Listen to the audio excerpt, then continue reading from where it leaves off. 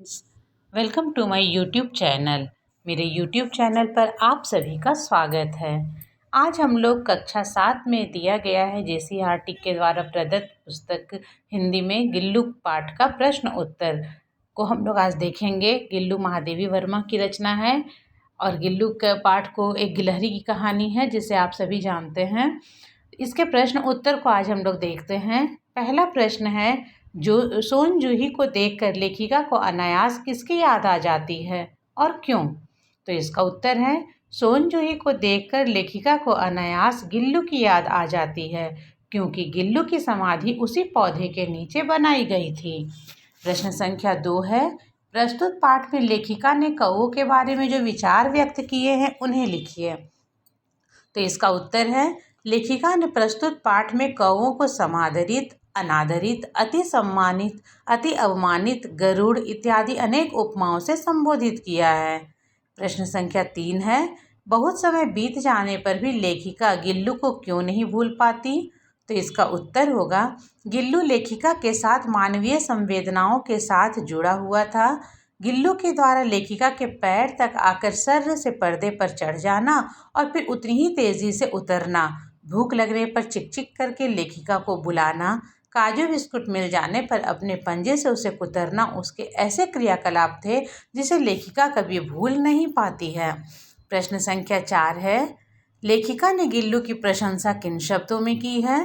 तो इसका उत्तर है, लेखिका ने गिल्लू की प्रशंसा करते हुए कहा है कि उसके स्निग्ध रोएं, झब्बेदार पूंछ और चंचल चमकीली आंखें सबको विस्मित करने वाली होती थीं। प्रश्न संख्या 5 है, लेखिका ने गिल्लू के जीवन में प्रथम बसंत आने का वर्णन किन शब्दों में किया है? तो इसका उत्तर है, गिल्लू के जीवन में प्रथम बसंत आने पर नीम चमेली की गंध कमरे में आने लगी थी और बाहर की गिलहरियों को खिड़की की जाली के पास आते देखकर तथा गिल्लू के भी बाहर जाने की उत्सुकता देखकर यहाँ क्षमा करिएगा, ये देखकर छुटा हुआ है, आप लिख लीजिएगा। उत्सुकता देखकर लेखिका ने उसे मुक्त करना ही उचित समझा। प्रश्न संख्या 6 है, सोन जूही की लता के नीचे गिल्लू को समाधि क्यों दी गई? तो इसका उत्तर है, गिल्लू का खेलना, कूदना, छिपना इत्यादि सोन जूही की लता पर ही होता था। सोन जूही के पौधे से उसे बहुत ही लगाव था, इसलिए गिल्लू की समाधि सोन जूही की लता के नीचे दी गई। ये प्रश्न उत्तर थे हमारे पाठ गिल्लू के।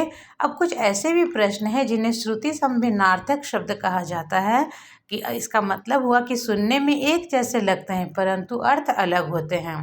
तो यहाँ मैंने कुछ शब्द लिए हुए हैं, आप इनको भी देखेंगे। पहला शब्द है अन्य, अन्न। अन्य मतलब होता है दूसरा, अन्न मतलब होता है अनाज। दूसरा शब्द है दीन, दीन एक में छोटी की मात्रा है और एक दिन में बड़ी ई की मात्रा।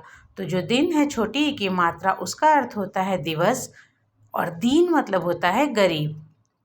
तीसरा शब्द है हंस, हंस। हंस हो गया पक्षी का नाम और हंस हो गया क्रिया, हंसना।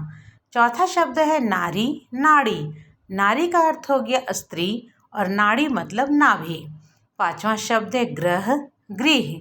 ग्रह हो गए नक्षत्र जैसे पृथ्वी, मंगल, बृहस्पति, यूरेनस, नेपच्यून, ये सारे ग्रह हो गए।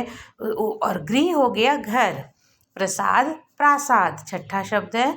तो प्रसाद का अर्थ होता है भोग और प्रासाद का मतलब होता है महल। तो ये हमारे प्रश्न उत्तर थे गिल्लू पाठ से। आशा है आपको समझ में आया होगा।